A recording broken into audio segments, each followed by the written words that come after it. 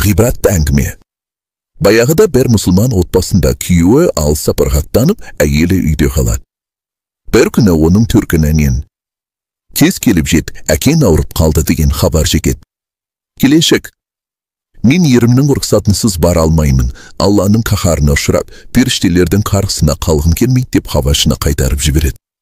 Арада аз уақыт өткен соң, әкең хал үстінде сені көргісі келіп жатыр деп жанұшыра жеткен хабаршыға тағы бара алмайтынын айтады.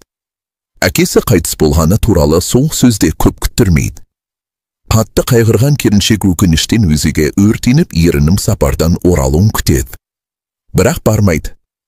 Пайғамбарымыз оған Алланың игілігімен сәлемі болсын қыздың әкесі ана дүниеде жәннатқа лайықтылардың қатарынан орын алғанын айтады. Қалайша? Деп таңқалады сахабалар. Алла тағала әйелге еріне бойсынуды әмір еткен. Ерін күтіп, Алланың әмірін орындап, иманын қорғаған осындай қыз өсіріп, тәрбиелеген үшін әкесі Алланың рахметіне бөленді дейді пайғамбарымыз саллаллаху алейхи уассалам.